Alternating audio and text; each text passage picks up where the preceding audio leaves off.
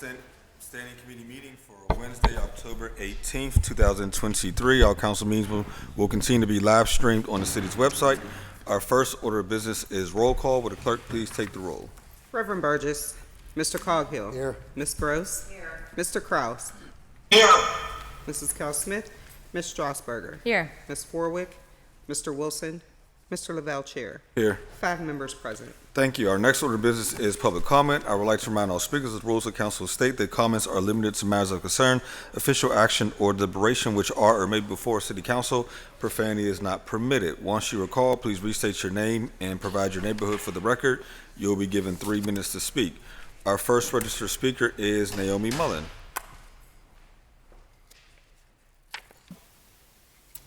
Here, shady trees, not shady deals in Bon Air.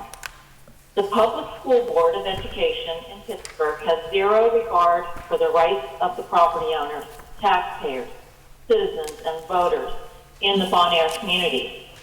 We do not consent to the detrimental school building remaining in our community. We do want a green space to replace the building and improve the location. This is the least that can be done to repair the loss that has occurred.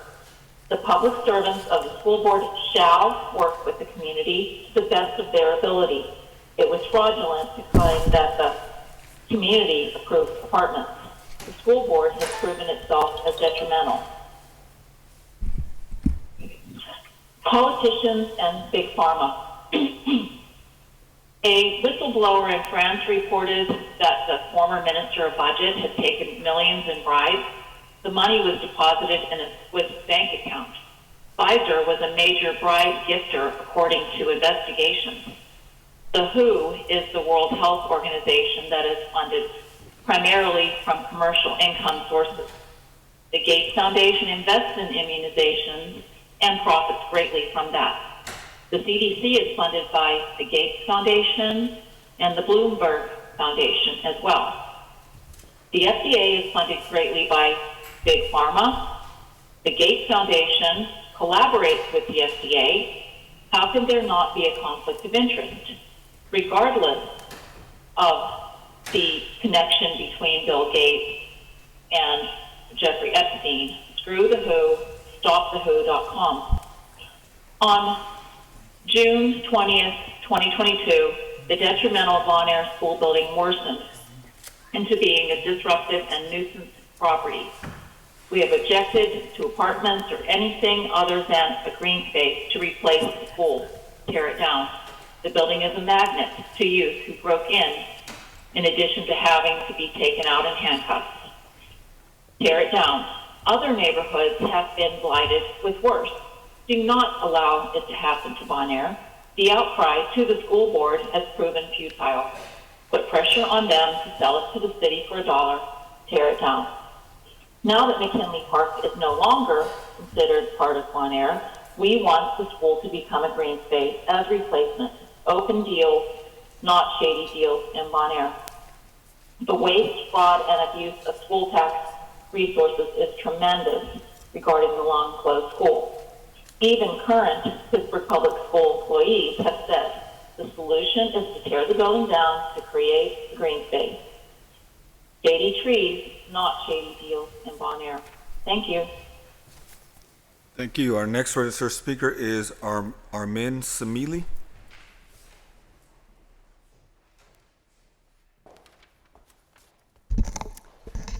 Hi, my name is Armin Sami. I'm speaking in favor of the Mobility Enhancement District. So I'm a Lawrenceville resident. I live on 46th and Butler.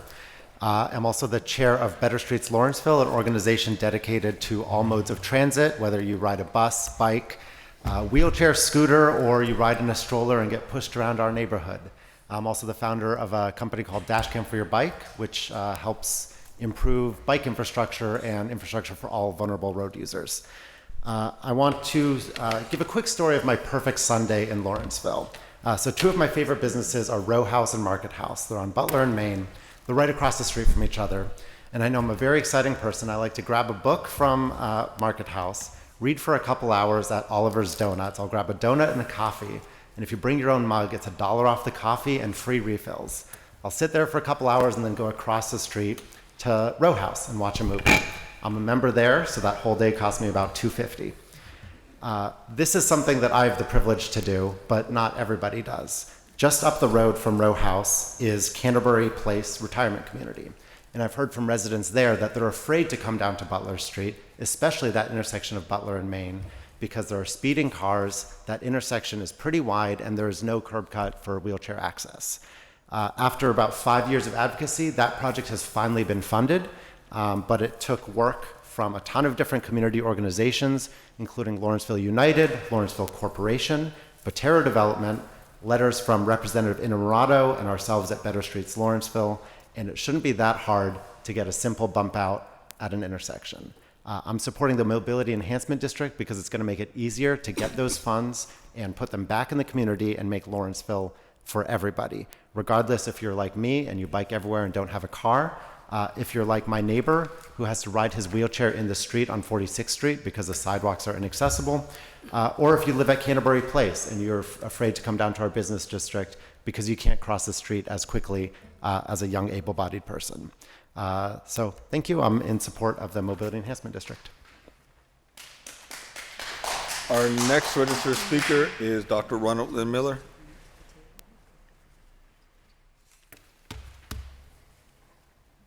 Dr. Ronald N. Miller, Belsuver, New Delhi, India, Berlin, Germany, Abuja, Nigeria, Tokyo, Japan.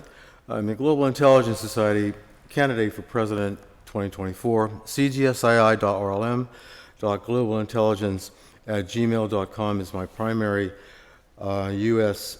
email. I am focused on vote-by-voter verification for whom with the Supreme Court and Supreme Courts across the United States, including one in this building, and freedom of speech uncensored in public comment. Mohandas Karamchand Gandhi said famously, there are unjust laws as there are unjust men, and I would add women. A concern of the Council of the City of Pittsburgh is with police officer law enforcement. Pittsburgh Police Officer Oath, PPOO. I do solemnly swear that I will support the Constitution of the United States of America, CUSA, and the Constitution of the Commonwealth of Pennsylvania, CPA, the laws and ordinances of the City of Pittsburgh, and obey all orders issued by superior officers and all the rules and regulations pertaining to and governing the Department of Public Safety, Bureau of Police. PPOO is, the oath, is not to mayor or president of council, but to law, the law, laws. Hierarchically, most importantly, to the supreme national law, the Constitution of the United States of America, that guarantees citizen freedom of speech. So, when a Pittsburgh police officer obeys a head nod or hand wave from the president of council or other presiders at meetings to interfere with citizen exercise of freedom of speech in council meeting public comment, possibly for breaking a rule of council, which is itself not law, he or she is doing something, in our view, which is illegal and is breaking the law. The Constitution of the United States of America, Amendment 1, and Pennsylvania, Section 7. The police officer has taken an oath to support those laws guaranteeing citizen freedom of speech. The police officer interfering in citizen exercise of freedom of speech in public comment is violating federal and state law. So, since the Pittsburgh police officer is breaking PA state law and U.S. national law, a PA state police officer may be summoned to arrest that Pittsburgh police officer and a U.S. FBI agent as well for breaking national law. This has nothing to do with how well the person is in this room who is a police officer, how outstanding a person he is. It has to do with the exercise of his office and the taking of his oath. And our next speaker is Chief Pomai Chakman Yahalahi. Grand risings all in the Alaka'i. The light in me honors the light in you. My title is Pomai Chakman Yahalahi, and I'm a Grand Council member and the Chief of Medicine in the Iroquois Confederacy of Aboriginal American People. and I'm also the chief of my lineage, bloodline, ancestral nation as well. I didn't write anything today, and normally I do. I give great thought, although following Dr. Ronald Lynn Miller is very apropos today, in that our rights are violated multiple times throughout the several years that we have been communicating with City Council and allowing them to have insight on who we are as the Aborigine Americans on our homeland, our ancestral homeland. And these officers are bound by that very Constitution that Dr. Ronald Lynn Miller eloquently enlightened you upon. And that their oath is to the Constitution, and Article 1, Section 2, Clause 3 within the Constitution states, and excluding Indians not taxed. And when they violate our rights, and when we tell them, and we enlighten them, and they refuse to listen, or they refuse to honor their oath, they waive their qualified immunity. And many of your officers have already waived their qualified immunity. And we have come to you, and we still continue to come to you and help you to be the stewards that you're supposed to be in your positions and honoring your oath to the Constitution as well. Let us continue to work together to enlighten and educate your police officers on their role and responsibility as it relates to our people, Article 1, Section 2, Clause 3, under the Department of Transportation's 49 U.S. Code 102, the Office of Tribal Government Affairs and Reservation of Trust Obligation, and the responsibility of the Secretary. And carrying out this title, the Secretary shall be responsible to exercise the trust obligations of the United States to Indians and Indian tribes to ensure that the rights of our tribe, our individual nations and nation states and Indian are protected. Indians not taxed. And the preservation of the United States' responsibility, nothing in this title shall absolve the United States or any municipal governments from any responsibility to our people and our nation states, so-called tribes, including the responsibilities derived from trust relationship and any treaty or executive order or agreement between the United States and our people. And we have the Delaware Treaty and the Northwest Ordinance is clear. And these documents in House Congress Resolution 331 and everything states that we are in our own jurisdiction and we're to work together because of the ill-conceived policies and depredations your government has allowed to happen over the years that they are making redress for now in the city of Pittsburgh. You can also make redress. Enlighten your officers. Allow us to be the enlighteners because we know the law and our rights better than anyone. Pass this legislation. Please give it great thought, introspection in yourselves when you read it. And I say to everyone, in Laket Alakaim, delight in the honors, delight in you. Thank you. Our next registered speaker is Ahalahi Chanel King.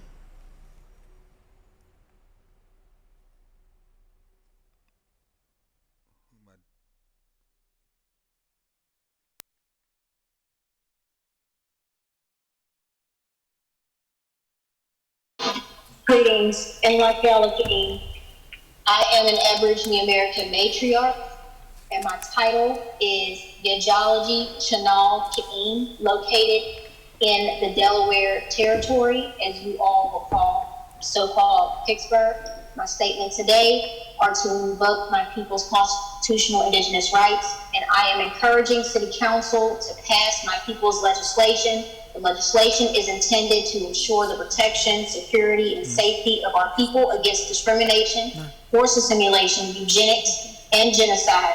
The title of the legislation is Pittsburgh City Code Municipal Title 6, Article 12, Rights of Indigenous People. Honor your ancestors' oath to the Constitution.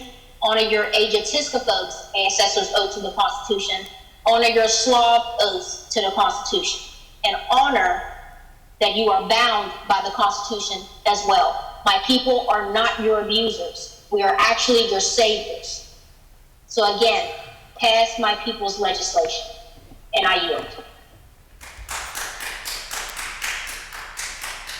Thank you. Our next speaker is Chief Ikahana Halmalkina.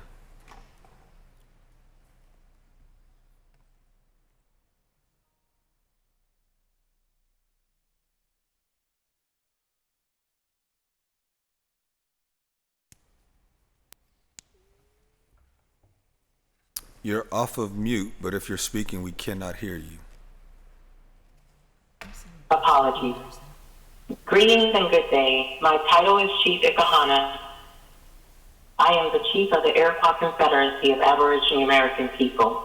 I speak with a united voice, the voice of the people, the voice of the ancestors, my ancestors, whose shoulders I stand upon. We are seeking equitable opportunities in the city of Pittsburgh, better known as the Delaware Territory. We want equitable opportunities that are free from discrimination. We are pleading with the members of City Council to create that environment. Without a concerted effort from City Council and the gaming administration to take action to uphold the amendments, articles, and sections and clauses contained within the Constitution, things will remain the same. We invite each of you to be a trailblazer and honor the hundreds of treaties already on the books. Adopt the legislation being introduced on behalf of the Iroquois Confederacy and each nation state affiliated with the Iroquois Confederacy of Aboriginal American People. For it's an honorable, noble way to truly make Pittsburgh a city for all, not some. The United Declaration, the city has adopted, the city of Pittsburgh has a human rights proclamation that was adopted in 2008. I would like to share with you some of those articles contained in it. In lieu of time, I will only share a few. So article number 1 says, everyone is free, and we should all be treated in the same way. Article number 2, everyone is equal despite their differences, whether it be in religion, skin color, or other things that separate us. Number 3, everyone has the right to life and live in freedom and safety. Article number 12, everyone has the right to ask for help if someone tries to harm you, but no one can enter your home, open your letters, or bother you or your family without a good reason.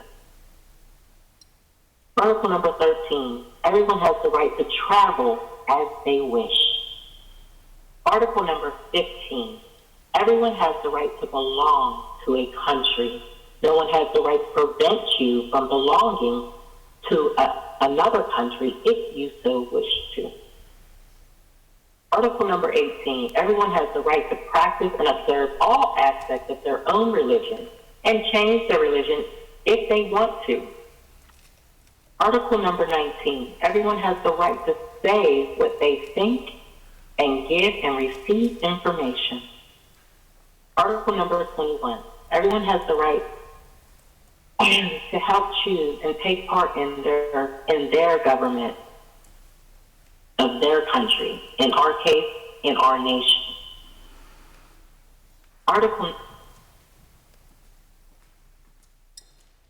Thank you. Our next speaker is Emma Gamble. Good morning. My name is Emma Gamble, and I'm the Community Engagement and Program Manager with Lawrenceville United.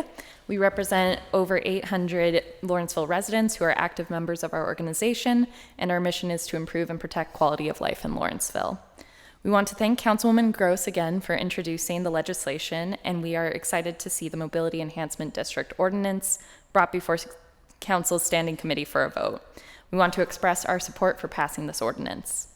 Lawrenceville is a wonderful residential and business district that residents, visitors from in and around Pittsburgh enjoy coming to spend the day. In spite of the many great parts of our neighborhood, our public infrastructure around mobility, safety, and accessibility needs further investment.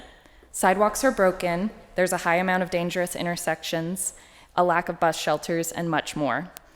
The proposed Mobility Enhancement District would offer a new locally controlled revenue source for Lawrenceville to invest in our public spaces to make Lawrenceville safer for people using all modes of transportation.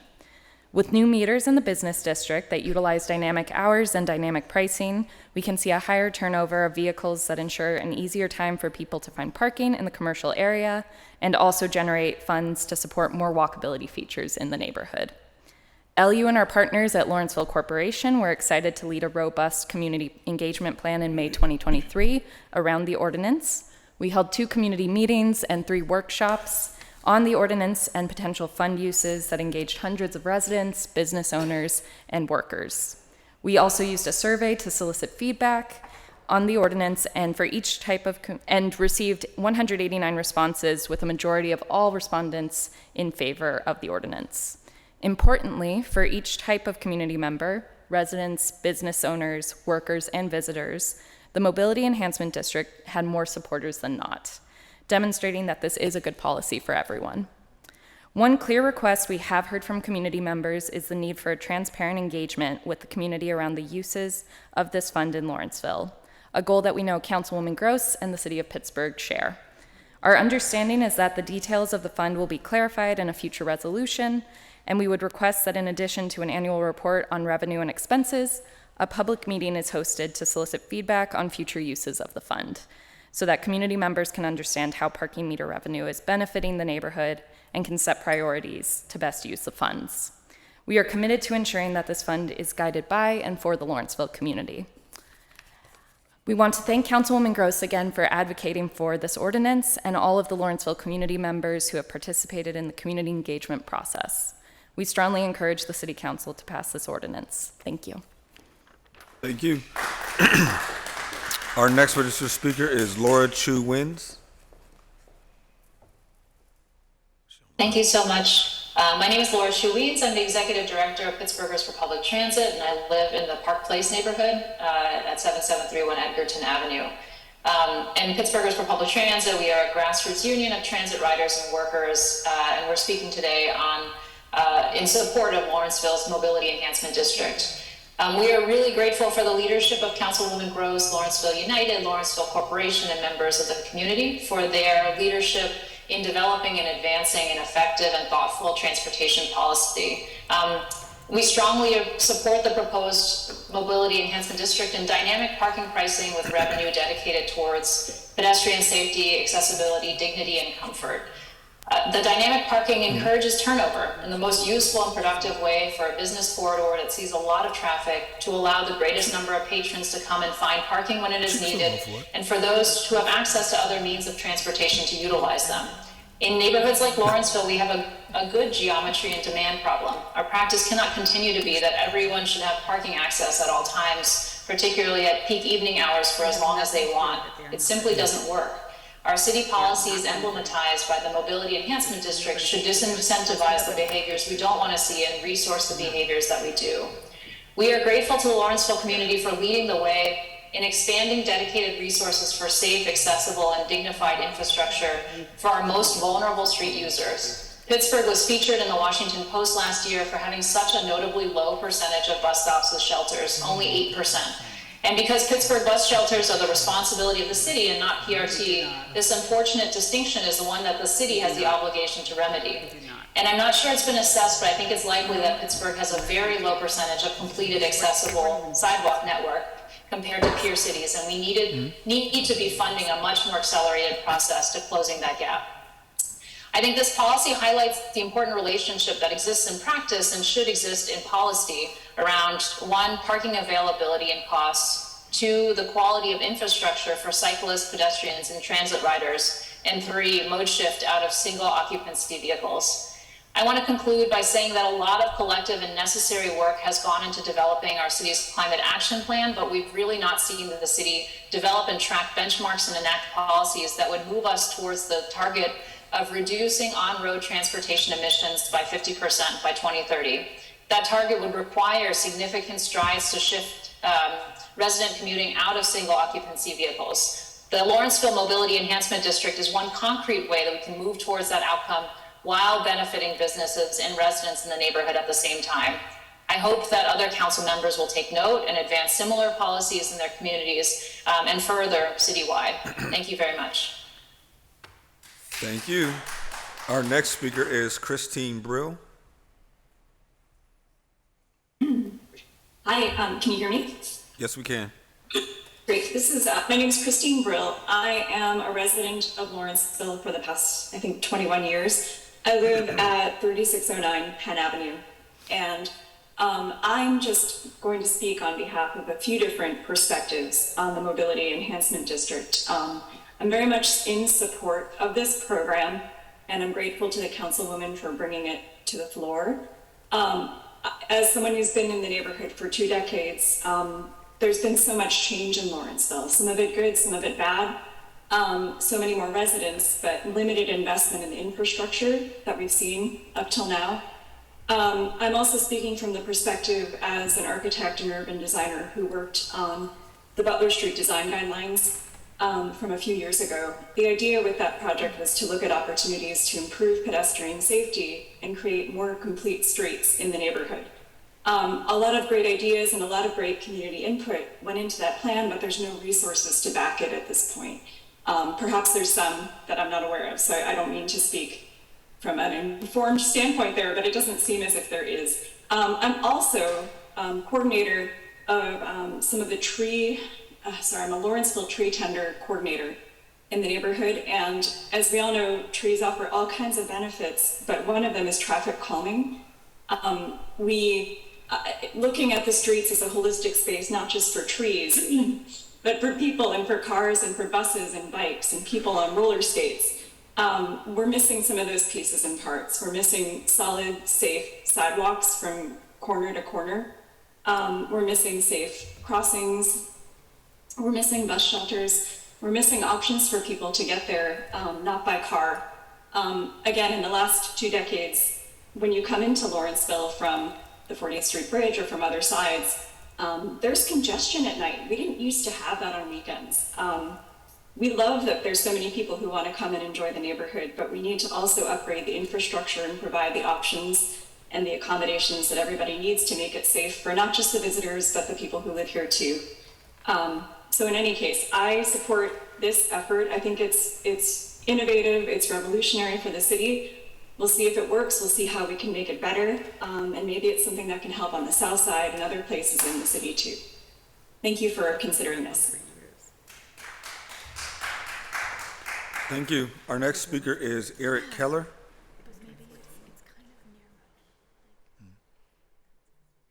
Hi, thank you for the opportunity to speak this morning. My name is Eric Keller. I am owner of Lawrenceville Pet Supply. I am at 5152 Butler Street. I've owned my business now for 7 years, and parking has always been a challenge. I had to fight for some loading zones in front of my store, which are unfortunately still not respected because the parking authority will not come down that far. So I get tractor trailers in, I get deliveries, and there's always cars parked there for much longer than the 30 minutes. I believe that the Mobility Enhancement District, moving down as far as it is, will create turnover in the business district. I have customers who come and get large bags of food, large bags of litter, and they can't walk blocks and blocks to their parking spaces, and I see the same cars day after day parked in the same spots. It will help business, it will enhance businesses, it will encourage more businesses to come down to the 10th Ward.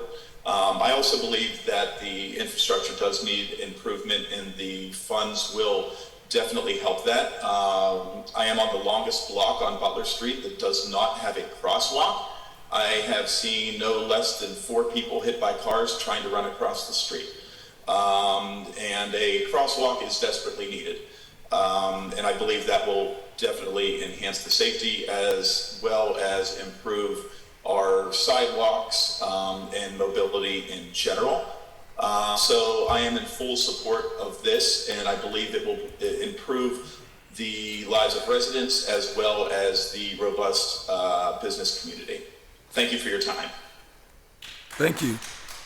Our next speaker is Eric Vincenzo. I apologize, I'm not saying that correctly. Hello, can you hear me? Yes, we can hear you. Great, thank you. Hello, my name is Eric Vincenzo. I am commenting in support and also issuing some caution about the Mobility Enhancement District. First off, I'm a resident of Lower Lawrenceville, live memory, the 54, 88, 87, 91, and 93. At the time I've lived in this neighborhood, I have watched bus service suffer. I realize that's not the responsibility of the Pittsburgh City Council or executive bodies, but our public streets and ways and sidewalks have been utterly taken over by privately owned automobiles. It is interesting. I work from home. It is like I live in a ghost town during the day, but when commuters come back, the streets and sidewalks are covered in cars. Third comment is the mobility enhancement district concept of demand pricing is brilliant. It's the first codified example of the time value of public space. I urge you to not forget this term. Comment 4 is that mobility exists within a system of zoning and land use laws, public budgeting, competitive grant seeking, things that need to come from a coherent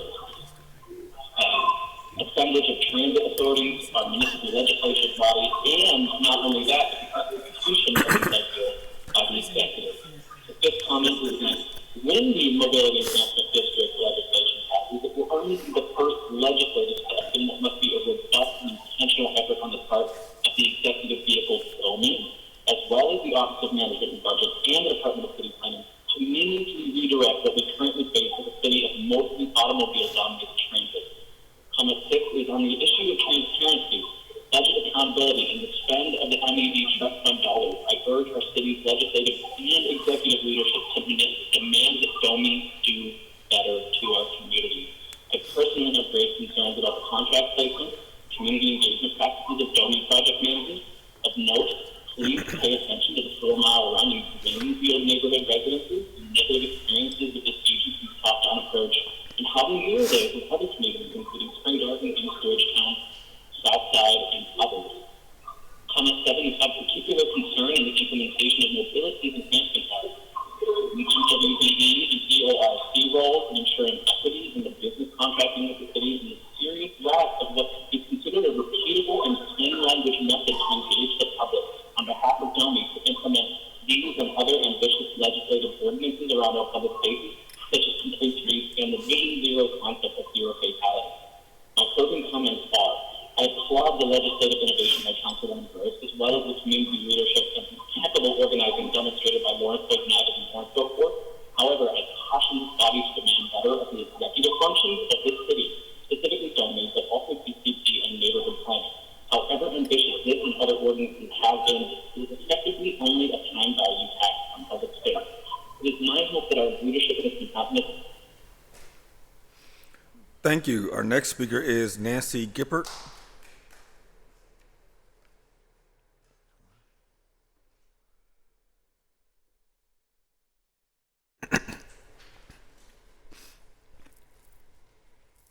You're currently on mute, Ms. Gippert.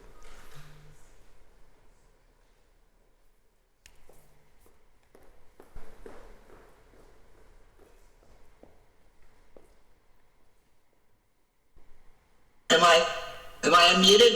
Yes, you are. Thank you. Good morning. My name is Nancy Gibbard. I live at 222 46th Street in Lawrenceville, right across from Leslie Park. As everyone speaking on the issue so far, I also strongly urge council to pass legislation authorizing the Mobility Enhancement District.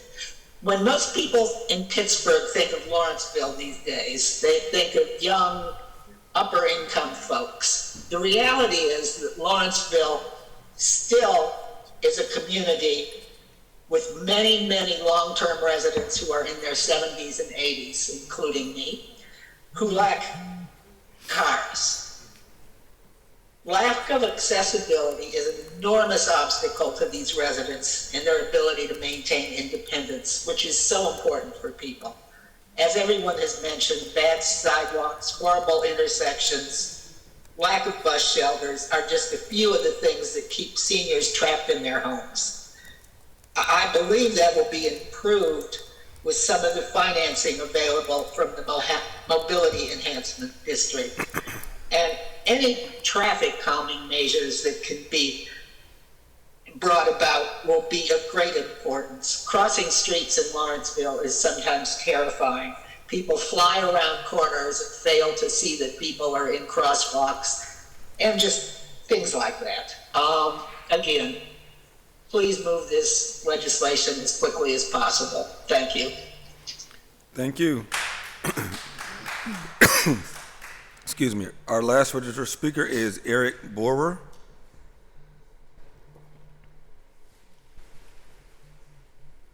Good morning. My name is Eric Borer. I'm a resident of 4904 Hatfield Street in Lawrenceville, and I'm the advocacy director of the nonprofit Bike Pittsburgh, also located in Lawrenceville. We have a membership of around 3,000 Pittsburghers, many of whom live in Lawrenceville. Our mission is to work toward transforming our streets to make biking and walking commonplace for all Pittsburghers in order to improve our quality of life and reduce the harmful effects of car dependency in our communities. I'm here to express my support for the Mobility Enhancement District legislation. As a resident and employee in Lawrenceville for around 15 years, I've seen firsthand how much the increase in automobile traffic has impacted our neighborhood over the years. The increase in traffic has unsurprisingly brought with it many negative impacts. For instance, it's become more difficult to walk and bike around the neighborhood due to the hostile environment that drivers create. I've personally run errands for elderly neighbors who have felt trapped on our block because they don't feel safe walking for basic necessities anymore. Crashes are on the rise, leading to more people choosing to drive instead of walk or bike. The expectation that people can drive here and park for free only encourages more people to drive to the neighborhood, compounding the problem as they circle the neighborhood looking for parking. This is a quality of life issue, and we need creative tools in our toolbox to curb the increase in driving to and around the neighborhood, as well as a way to fund the improvements necessary to make biking, walking, and transit the easiest and preferred way to get around. We feel the Mobility Enhancement District attempts to do both. Thank you for your time. Thank you. That exhausts our list of registered speakers. If there's anyone in chambers wishing to speak, please come forward at this time. Provide your name, neighborhood for the record. You will also be given 3 minutes to speak.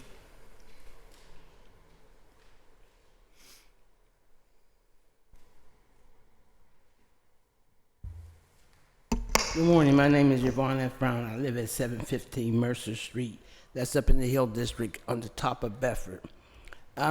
I've been wanting to say this, and I haven't, and it's been so much that I've been talking about. I haven't said it, but I want to say this, and I'm addressing Mr. Burgess. And the reason why I'm addressing Mr. Burgess, there was a group that came, and minister and deacons and stuff from the church, and the man said to him, "You said you're a man of the word." Well, he started off by saying that he said Latin and then he did Hebrew. I can't pronounce that right, but you know the other, where they translated it. But anyway, he said that, and he says, they call me a minister, I'm this and that, and just named all this stuff. And I think he even said something about bishop. They call me a minister. I do not call myself that. Wait a minute. When I first started coming here to city council, what I had learned in school, that church and state was supposed to be separate. So when I heard them calling him Mr. Burgess, I wrote to Specter, who was the lawyer for city council. And I asked him, we had 3 attorneys, why aren't they called attorney so-and-so? And we even had a doctor on here. He wasn't addressed as doctor.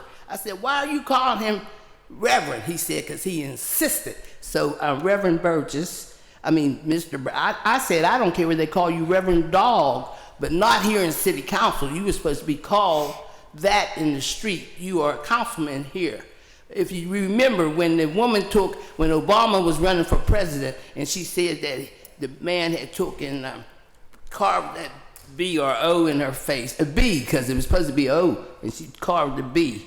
He wrote a letter. It was an open letter to the nation, I guess, and he had wrote, when he got finished, he had wrote Reverend Burgess. When I read the letter, I'm saying, why is he writing Reverend Burgess? He should be Councilman Burgess. There may be Reverend under there, because a lot of people, when I said, what's this Reverend? If they really didn't know that he also was a councilman, what's this Reverend got anything to do about what he's talking about? I say that because I'm really disturbed. I come down here, I'm disrespected, and he actually attacked me. It was on November the 7th. That's the day my son was killed. I'm sitting back there, and I'm just doing my thing, praying, really. And I seen him looking, and he came back, and he was hollering at me. I had a sign for Fetterman. It says, Your vote counts. Our vote counts, and it's Fetterman. And he's screaming, and I just got up and started running the other way. I said, get back up there where you belong, because it was during your proclamation time. It was official proclamations you were doing, and he came back to mess with me. Thank you. Any further speakers? Any further speakers? Seeing none, that will take us to our standing committee agenda. Our first committee of the day is Finance and Law, chaired by myself. We have one deferred paper, Bill 1834. Bill 1834,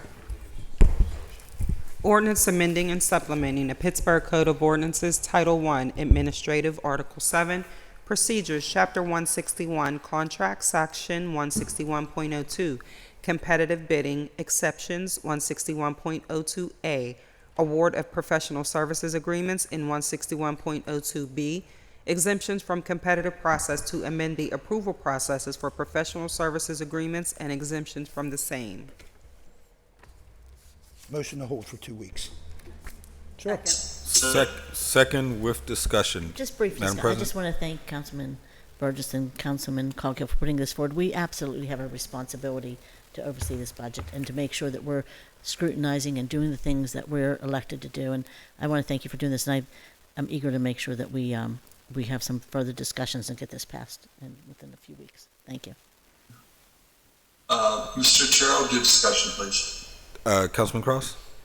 Yeah, thank you, Madam President. I agree with you in our responsibility as it relates to being fiduciary agents for this city. There has been some genuine concern put forward from different directors about the impact this specific legislation could have on our ability to actually get projects assembled and out the door. So I'm anxious to have a conversation about this bill as well, and I'll join you in that, Madam President, if you'll have me. Thank you. Thank you, Councilman. Thank you. Any further discussion? I'll just say he always has been very responsible with the budget. That's all I'm going to say. If not, all those in favor of a 2-week hold, say aye. Aye. Any opposed? The bill be held 2 weeks. That takes us to our new papers, the first being Bill 2021. Bill 2021, Resolution amending Resolution 108 of 2023, effective 3/1/2023, which amended Resolution 458 of 2022, effective September 7, 2022, authorizing the mayor and the city solicitor to enter into a professional services agreement with Fisher Phillips LLP for legal services in connection with collective bargaining, by further authorizing an amendment or amendments to said professional services agreement and no additional cost to the city. Okay with this one. Need a motion? Motion to approve. Second. Any discussion? Seeing none, all those in favor say aye. Aye. Any opposed? Affirmative recommendation. Bill 2022. Bill 2022, resolution authorizing the issuance of a warrant in favor of plaintiff James Frierson, administrator of the estate of Jim Rogers, decedent, and his counsel of record, Todd J. Hollis, at a cost not to exceed $8 million over 2 years, relating to the full and final settlement of litigation, including attorney's fees and costs, filed in the U.S. District Court for the Western District of Pennsylvania. Motion to approve, please. Second. Did you have discussion, ma'am? Yeah, I just brief With discussion, Madam President. Thank you. I just want to thank Solicitor Kubiak for meeting with us and going over some of this stuff, because many of us received letters of concerns, and she addressed all those questions during the meeting. And I just want the public to know we received some letters from the public, predominantly from the East End, who sent letters questioning this entire process. And not only the process, but the legitimacy of the complaint and the people filing for it and all sorts of things. And so I just want the public to know we did ask those questions. We did get answers. The solicitor assured us that everything is legitimate and that that all the paperwork that needed to be filed was filed. And so I just want to make sure the public knows we did take your concerns to the solicitor and they were addressed. That's it. Thank you. Councilwoman Warwick. Yeah, just to quickly just bring everyone's attention to the price tag, what we have to pay as taxpayers when our law enforcement officers don't follow the procedures that they need to follow, right? And these cases cost us an enormous amount of money, I mean, the amount of good work that we could have done at the city with this $8 million is, would have benefited all of us. So just wanted to remind everybody of that as we settle up this case. Thank you. Anyone else first round? If not, second round, Madam President? I just want to also add that the solicitor said that they would get the orphans court order before they request any checks, and they'll get a copy to us. So I'd like to have a copy of this before final vote, so that we make sure that we're voting with all the information that we need. Thank you. Any further discussion? If not, all those in favor say aye. Aye. Any opposed? Affirmative recommendation. Bill 2023. Bill 2023, resolution authorizing the issuance of a warrant in favor of Bennett Amalu Pathology for expert fees in connection with labor arbitration matters for an amount not to exceed $10,000 over 1 year. Motion to approve, please. Second. Any discussion? Seeing none, all those in favor say aye. Aye. Aye. Any opposed? Affirmative recommendation. Madam Clerk, if you could read 2024, 2025, 2026 together. These are all moving dollars to support grant applications and work for Brownsville Road and East Ohio Street.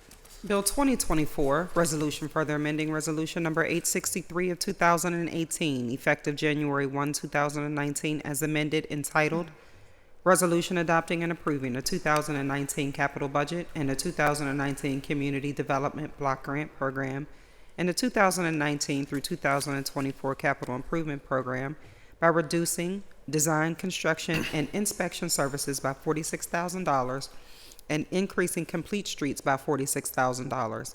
Bill 2025, resolution further amending resolution number 647 of 2020, effective December 23, 2020, as amended, entitled Resolution Adopting and Approving the 2021 Capital Budget and the 2021 Community Development Block Grant Program and the 2021 through 2026 Capital Improvement Program by reducing facility improvements, sports facilities by $200,000 and increasing complete streets by $200,000.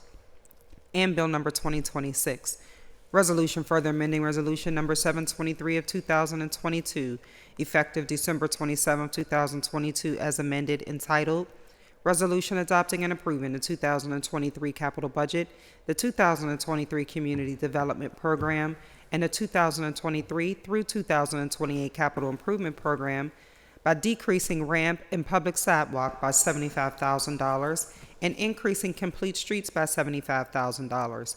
Ramp and public sidewalk is further increased by $505,000, and signage and wayfinding increased by $500,000 to account for additional Federal Highway Administration funding being received at no cost to the city.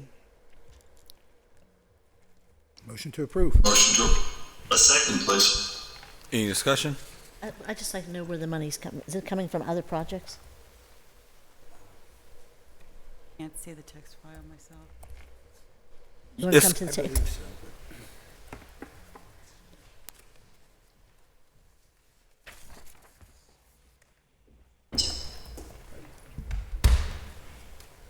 Good morning, Patrick Cornell, Chief morning. Financial Officer. Good morning, I'm Jeff Scalican, Acting Director for DOMI. Thank you both. So for the first two bills in particular, we have applied for several different grants with the Southwestern Pennsylvania Commission, and we have identified as part of the local match requirement funds from existing projects that we can shift and move around. So in these cases, these are projects What are those projects? Can we have a list of those? Sure. And will any of them still be completed, or are they already completed? I have a list. Do you want to go? Would you like to see it now? Or? I do want to see it now. Before I vote. I want to see if it's something that's coming out of District 2. That's what I was. Thank you. You obviously know I have reading glasses and I still can't see this. Let me see.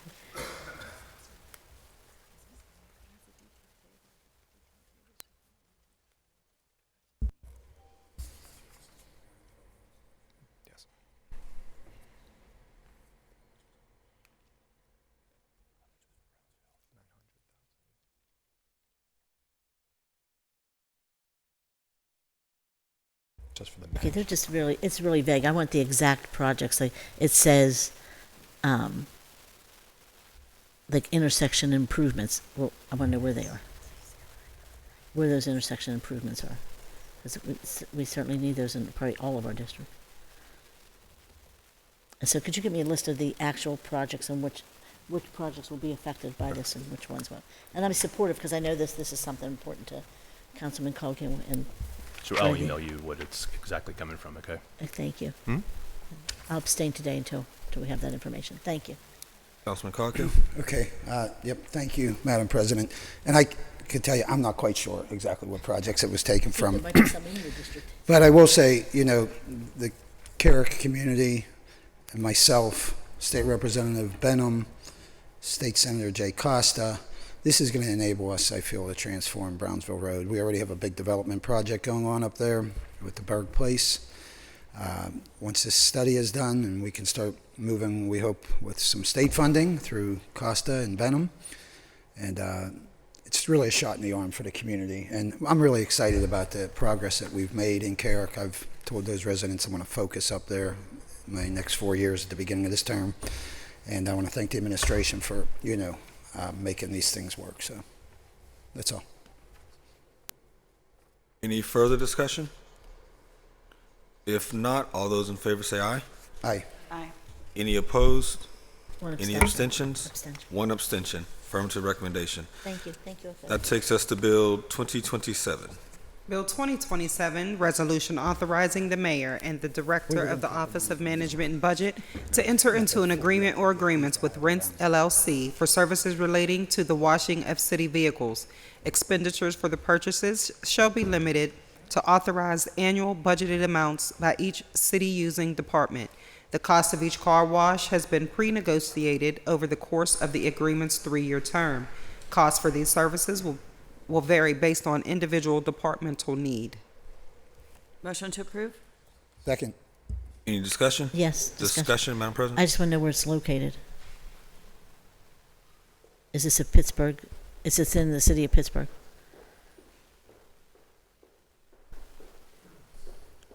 What's the name of the place? Rinse. Rinse. R-Y-N-S-E. familiar. Good morning. Good morning. Jennifer Olzinger, Chief Procurement Officer, Office of Management Budget. Good morning. Brandon Walton, Senior Manager, Fleet Services. Please don't tell me you're here again to tell me something outside of the city. No, absolutely not. So Rinse is a company that contracts with multiple car washes. They will bill us centrally, department by department. We'll give them a list of license plates. And there are, attached to the legislation and the fiscal impact statement, I gave a little map that you can take a look at, but there are at least a dozen locations all throughout the city. There are another dozen right slightly outside of city lines that right now we only have one car wash available. We've put this out to bid a couple times. Everybody's going automated, so nobody's able to invoice us. So we found this company that they started in Philadelphia.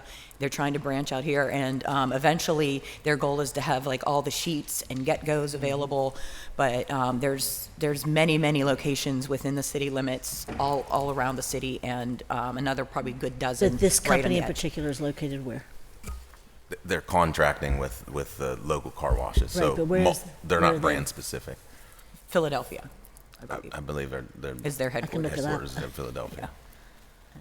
So they're from Philly, and there's no other company like this in the city of Pittsburgh or even in Allegheny County.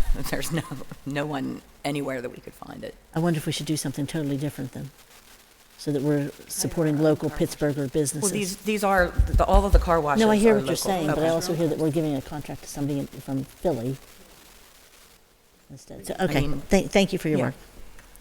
Councilman Coghill? Yeah, so they work as like a general contractor. They make their arrangements with multiple car washes throughout the city of Pittsburgh. So obviously they get a cut of that, whatever that car wash is. What is a car wash? Do we know a price on? And before $9.50. $9.50. It's not bad. It's pretty good. Is it all of our public safety vehicles? Obviously not Any a city- fire truck.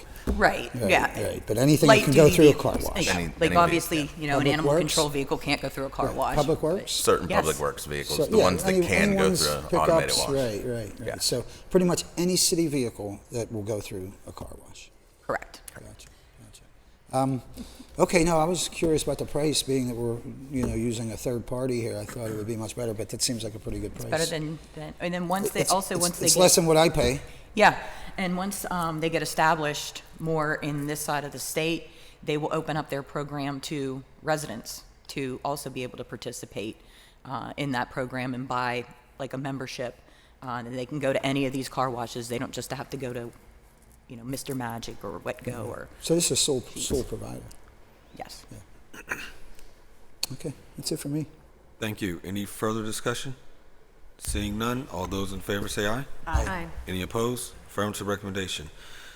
That takes us to our invoices. Need a motion to approve the invoices. Mr. Chair? Yes. I'd like to. Oh, I apologize. That's okay. If you would make a motion to waive the rules. Motion to waive the rules? Need a second? It's so she can bring a bill to the table. Second. All those in favor say aye. Aye. Any opposed? The rules have been waived. Now we need a motion to add Bill 2022 to our agenda. Motion to add Bill 2022-1072 to the agenda. Second. I read the date. I apologize. I was looking at the date, not the bill number. All That's the those bill in number. favor say aye. Aye. The bill has been added to agenda. Now we need a motion to approve. Motion to approve? Second. Discussion? With discussion. Councilwoman Gross. Appreciate it. Thank you, everybody. I think I was able to talk to most members. We just recently had the public hearing for this bill and had just forgotten to coordinate with the clerk's office to add it back to the agenda. I think most of you heard the robust public support and public comment, and thank you to everybody who showed up for public comment today in chambers and online. Most of you know that we've been working on this bill, honestly, for years. It's been a concept. Some members at the table voted on the first enhancement district in Southside. Councilman Kraus just updated me that enhancement district has brought in nearly $2 million since we created it. And the reason we talked about it for Southside so many years ago is that it was a neighborhood that is one of the kind of a handful in the city that gets a lot of visitors from outside the city. And that those visitors are paying parking meters. But that also means that neighborhood, those handful of neighborhoods that are really our destination neighborhoods, also have an outside burdens that they're experiencing in terms of services and infrastructure. And so it took a while to kind of craft what is the community kind of desire in Lawrenceville, but also to look at the map. And I want to especially give a shout out to Lawrenceville Corporation, Lawrenceville United, and Lawrenceville Livable Streets. Is it livable or better streets? Better Streets, thank you. And who really worked with individuals in so many different parts of Lawrenceville, because you've got Lower Lawrenceville, Central Lawrenceville, and Upper Lawrenceville, and there are different dynamics at play. There's certainly different kinds of infrastructure needs in these places, in each of the places. But then Lawrenceville also shares a business district on a border with Bloomfield. And so they did multiple community meetings in kind of each of the different sections of what will be inside of this map. And I think that was really helpful to hear the on-the-ground dynamics from residents. One of the things I think that was really moving was hearing from seniors, and I'm grateful that people brought that up in public comment, that even though they are people who've lived in the neighborhood their entire lives, that they're now unable to move to the places they want to go to make their way safely to the places that they need to go to. and having to, rely on neighbors who are faster on foot to get their groceries or do errands for them. It's something we should be doing a lot better. So this arrangement allows us to capture new revenue. As we know, most of our parking revenue has been committed to our pension fund and has done a great job at bringing our pension fund into much better balance. But Lawrenceville has changed so much that our parking enforcement and our parking rates haven't kept up with demand. And so most of us, or some of us at the table, were here when we first discussed dynamic pricing, especially. And that, if we did it the way we used to do, which was set one rate for entire neighborhoods, we would literally vote on it here at the table. Well, let's say 25 cents an hour in this neighborhood and 50 cents an hour in another neighborhood. You're not really capturing that there's more pressure in some parts of a neighborhood than others. And so even on the same street, you might have blocks where there's never any parking available and other blocks where there's lots of parking available. This is a better way to balance it. And when we had that discussion, it was really helpful to think about it in terms of how occupied is that curb, and that the kind of best optimal occupancy of cars at a curb, parked at a curb, is about 85%. So that there are some spaces empty, but obviously the price isn't so high that nobody's parking there. But the price isn't so cheap that people are parking there for 3 days straight, which happens in some parts of the city. And so the visitors to the neighborhood or the visitors to the businesses cannot find a space. And so this is a way that we can make sure that the pricing matches the demand. And in so doing, we expect to see additional revenue. There will be more meters and more meter enforcement area than we have now. There are large parts of this map where we're not capturing any parking revenue, and now we will be.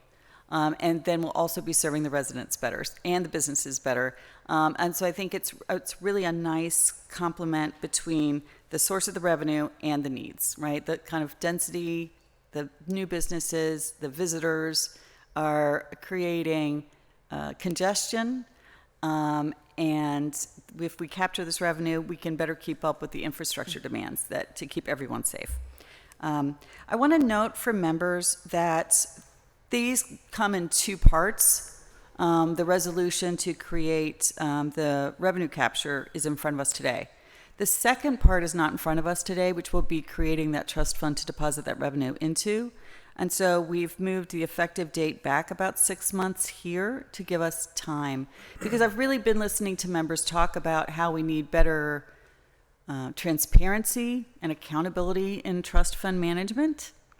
And the neighborhood is also very keen to see how we put that into legislation so that they are guaranteed for the public that kind of reporting. What kind of measurements are we holding ourselves to? How do we have a public discussion and public input on the uses of the funds? Similar to the Southside Enhancement District, this will have departments that are allowed to expend the funds for those kinds of infrastructure improvements that you heard so much about today. So again, changing neighborhoods, different destinations, different areas of congestion than we used to have, and this is a way to match revenues and uses. So I hope to have your support today. Thank you. Thank you. Councilwoman Strasburger? And Mr. Chair, may I get an answer, please? Councilwoman Strasburg was first. I'll come to you next, Councilman. Thank you.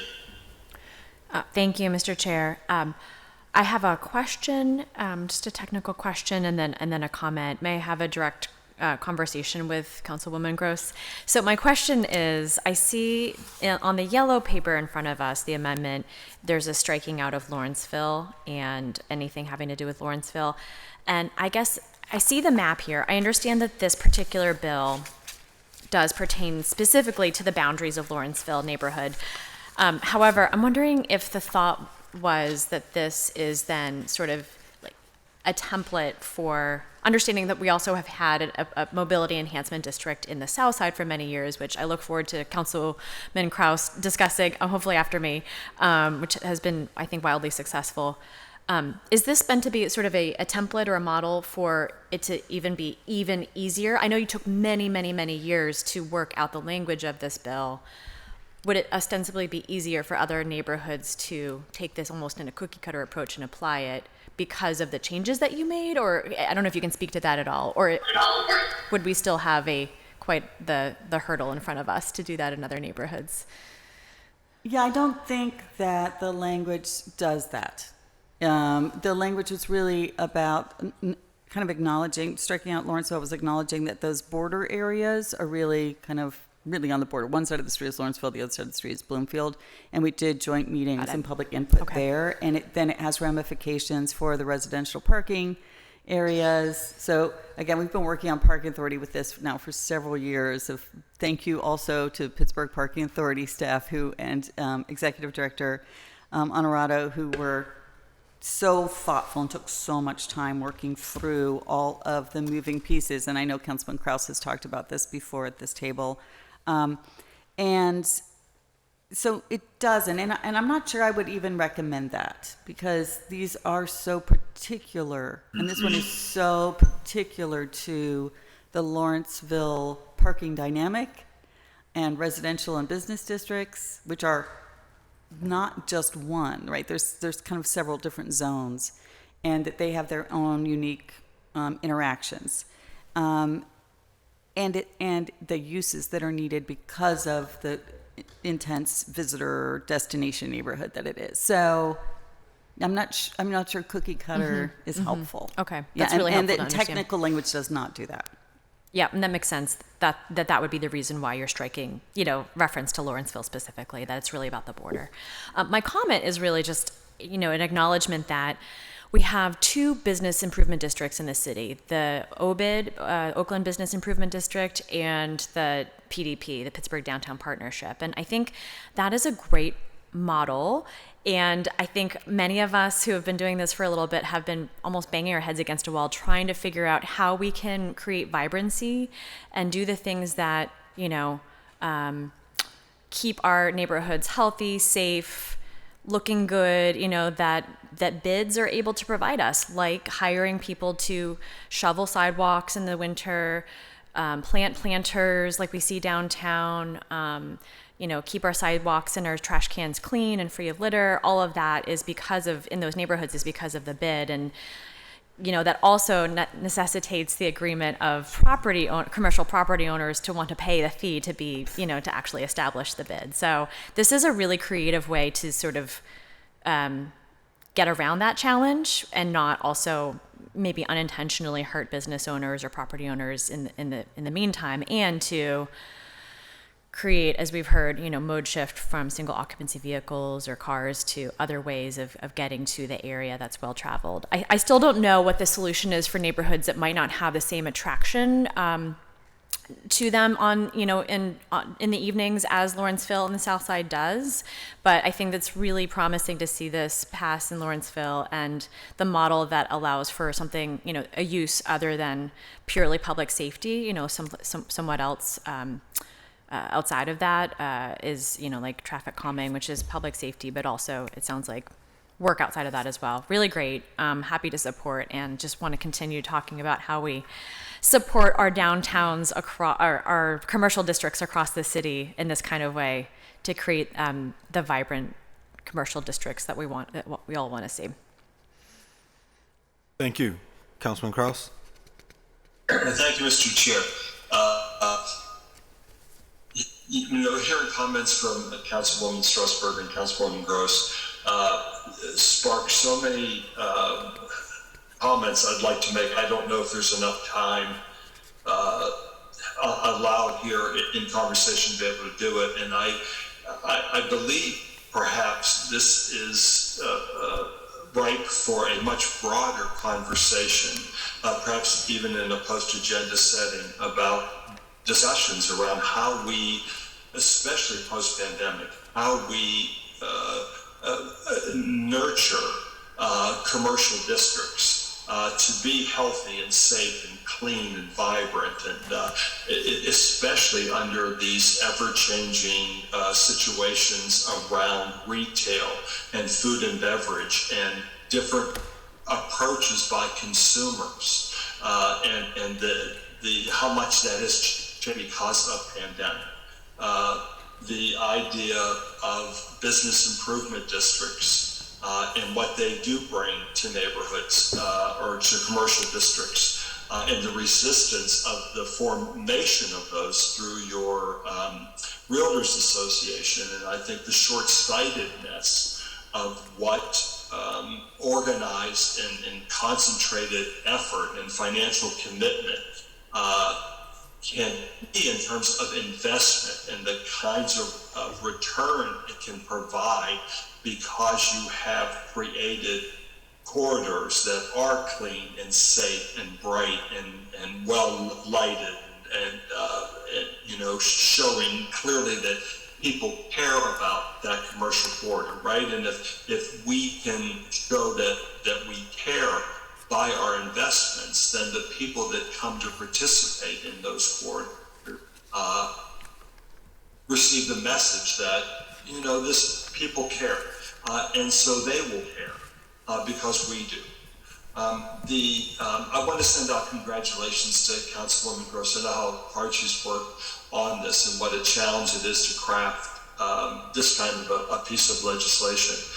We have been very, very fortunate in how the parking enhancement district in the South has come to be. I was texting with the councilwoman earlier. If we had not suffered global pandemic and the kind of hit that food and beverage businesses took during pandemic, and also, if you remember, we had about a 2-year reconstruction of a PennDOT project along East Carson Street, which took out a lot of our parking. But right now we stand at about $1.4 million having been physically collected through the parking enhancement district. I believe if we had not suffered the pandemic and and thankfully the reconstruction of East Carson Street, we would clearly have exceeded $2 million. And that does not come out of taxpayers' pocket. That comes out of the people that come to these business corridors to participate. It provides us the opportunity to have 3, and Councilman Gross will have different needs, and she'll craft her legislation according to the needs of Lawrenceville. But for the East Carson Street corridor, ours number 1 is cleanliness and safety. And so the parking enhancement district, at no cost to taxpayer whatsoever, provides us to have 3 full-time union employees with health care benefits on the street 7 days a week to make certain that it is clean and well maintained. This past month, we report out every month at our planning forum meeting exactly what has been accomplished by the clean team and what we've spent. This past month, which is pretty much an average, we collected 18,000 pounds of trash along the East Carson Street corridor. Imagine even a 6-month period without our ability to pick up as much 18,000 pounds of trash, and imagine what the business corridor would look like at the end of 6 months. So I find the approach to be very innovative. As Councilwoman Strasburger said, I don't know that I want to use the terminology kind of a way to get around a business improvement district, but it is kind of what we're doing because of some of the resistance that we've met. The corridors need to be well maintained and presented as such. And I believe that drives a constituency that visits us to contribute in the same way, to be mindful and respectful of it, of the area that they're in. And in terms of public safety, it has provided numerous cameras along East Carson Street corridor and other provisions for police to provide additional safety. And we have a healthy reserve right now. I can't remember the exact amount that we have in reserve right now, but our reserve is always very healthy. And again, it just contributes to the overall health and well-being of the business district. So congratulations, Councilwoman Gross. Happy to support, encourage all members to support. As this continues to take root across the city, even though I won't be a member of council, I'll be very much happy to offer any kind of institutional knowledge that I may have in further crafting this kind of legislation. So thank you, Mr. Chair, and congratulations, Councilwoman. Thank you. Councilman Coghill? Yep, thank you. First, I want to say congratulations. I know it's been a long time coming. I'm fully supportive. I love the creative way how we have outside visitors and thousands of cars coming in every day, and that's wear and tear on the roads. That's litter, as Councilman Kraus knows very well. I guess my question is, I heard your constituents. It's always great to hear from the constituents who are so involved and invested in this as well. But my question is, I know Councilman Kraus uses a cleanup crew, which is fantastic. But what are the restrictions of the money? Once you put it in a trust fund, can you use it? I heard some of your constituents talk about a bump out and things like that. So can you use that in a wide variety of ways for the infrastructure, or does it have to be, is there restrictions on it? Right, so I'm going to motion to amend in order to answer that question, because we brought back to the table your white copy, but we have amendments for today that I'll be asking for your support on. So I'm going to answer that, but can I do that in the amendment? Motion to amend? Second. And I will second with discussion, please. Thank you, discussion. So what we did was struck out a lot of the detailed language and made it more broadly about mobility and accessibility. And those are really the kinds of traffic calming, traffic improvements, bus shelters, infrastructure. And that is what Lawrenceville wanted and has been wanting and has worked on this for years. And so those are kind of different uses than Southside has listed. We'll refine that. We struck out the kind of more refining language because we think that really belongs in the trust fund that I was talking about that we'll structure. So we'll structure the reporting and accountability, but also the uses there. And these are internal uses. So these would be capital improvements, basically, type things that usually we would fund out of a capital budget that DOMI and probably DPW would have access to. Does that answer the question? Yeah, well, it does, I guess. I mean, the South Sides was a little more about policing, security, and cleanliness. Right. And so we're doing different uses in Lawrenceville than that one. Right. Yeah, that's good. You have more versatility with it. Good. Mr. Chair, may I have discussion on the amendment? Yes, Councilman Kraus? Thank you.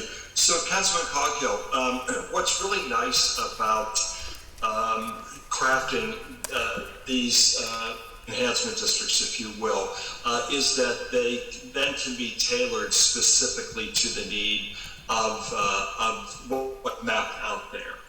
And so Lawrenceville's going to have a different need, North Shore would have a different need, Southside would have a different need, and so forth and so on. How we crafted the parking enhancement district for Southside is that the expenditures, broadly stated, are for cleanliness, safety, and infrastructure. And so we too saw that need, what we call public safety through environmental design, that there are certain things that we can create public space through environmental design and infrastructure that will actually add to the safety of that business corridor. And so that's how we crafted ours. Our parking enhancement district funds are accessible through the Director of Public Safety and the Director of Public Works, and they have authority to sign off on specific expenditures that we would like to make with those funds. So it's a very, very public process. Again, we report out every single month at our planning forum assemblage. Everybody knows down to the penny what we've collected, where it's gone, what it has gone for. And again, the power for sign off on specific expenditures come through our Director of Public Safety and our Director of Public Works. Councilwoman Gross may choose to craft hers in a completely different way depending on the need that they find in Lawrenceville. Clearly, infrastructure is a priority, there. And so therefore, Councilwoman has crafted her legislation to reflect that. Thanks, Mr. Chair. Thank you. Councilman Coghill? Yeah, I just wanted to say, Councilman Kraus, I met your cleanup crew. They were fantastic. Not only were they doing a great job, but they were polite and courteous, and I would argue they actually add an element of safety as well, just being a pair of eyes on the street, and I really enjoyed meeting them. I almost wish I had a district that I could implement this on. I think Brookline Boulevard would be the closest, but I don't think it quite fits because most of my residents there are local residents that are parking there. We don't get the outside traffic like Southside or Lawrenceville does. So I'm fully supportive, and I congratulate both of you. It's a really unique and great creative way to create funding for, infrastructure and whatever needs the community needs. Thanks, Councilman. Yep. Thank you. Any further discussion? If not, all those in favor say aye. Aye. Aye. Any opposed? On the amendment. Any further discussion on the bill as amended? I just have one quick question. Why are you waiting 6 months to implement it? We have to structure the trust fund in the process so it'll match together, and also the parking authority needs time to actually, they're expanding dramatically enforcement area. And then we also have some RPP changes. There's a lot of moving parts with these. Got it. I appreciate Okay. it. Yeah. Just curious. Thanks for the question. Any further discussion? Just one question, real quick. Councilman Coghill. You're adding meters, right? Is that right? And metered area, now that it's more digital. When we started back before, we went digital with everything, you had to physically add those poles, right? Or those kiosks. Right. And now it's more of signage of a mapped area. Yeah. So does the parking authority pick up that cost, or does that have to come out of your trust fund? Parking authority. Oh, good. And again, thank you to the Pittsburgh Park Authority. They're also really excited about this. We're going to work with them and the ramifications that it has for DOMI and signage and RPP. And we had to, now RPP is fully at the Parking Authority. We've really been talking through it. I don't know how many months we were meeting monthly. To make sure that everybody understands all the next steps. Does the parking authority get a cut out of that, or is that all going to your trust fund? They do. Okay, and so what we're predicting is that we'll both be increasing city revenue that is committed to pension, and having an increase that is diverted into these. Yeah, so indirectly it benefits improvements. Both. Honestly, it is. Okay, good. Yep, Great. we're excited about that. Any further discussion? Seeing none, all those in favor say aye. Aye. Any opposed? Affirmative recommendation. Congratulations. Now we need a motion to approve the invoices. So moved. And seconded? Second. Any discussion? Seeing none, all those in favor say aye. Aye. Any opposed? Invoices are approved. Need a motion to approve the interdepartmental transfers. Second. Any discussion? Seeing none, all those in favor say aye. Aye. Aye. Any opposed? Transfers are approved. Need a motion to approve the P cards. So moved. Second. And we need a motion to waive the rules for public works expenditures, acquiring gravel and limestone, which is a little over $8 million. They're actually two very distinctly different. 8 million? Huh? 8,000. I'm sorry. What I say? I was like, what? I'm sorry. We'll pave it with concrete for that. Sorry. 8,000. They're actually two very distinct, separate contracts that purchases that acquired, but due to billing, they show up now. So, best case scenario, we should. Fred Flintstone. All those in favor say aye. Aye. Any opposed? Any further discussion on the P cards? Seeing none, all those in favor say aye. Aye. Any opposed? P cards are approved. That takes us to Public Works and Infrastructure Committee, which is chaired by Councilman Kraus. Our first deferred paper is Bill 1992. Bill 1992, resolution vacating a portion of Wabash Street, formerly Walnut Street, laid out in the Denny Estate Plan of lots from the center line of Low Street to its terminus in the 19th Ward, 2nd Council District, no cost to the city. Motion to approve. Second. Any discussion? Seeing none, all those in favor say aye. Aye. Any opposed? Affirmative recommendation. Bill 1993. Bill 1993, resolution granting the vacation of an unopened 10-foot unnamed way situated in the 19th Ward, 2nd Council District, no cost to the city. Second. Any discussion? Seeing none, all those in favor say aye. Aye. Any opposed? Affirmative recommendation. New papers, Bill 2016.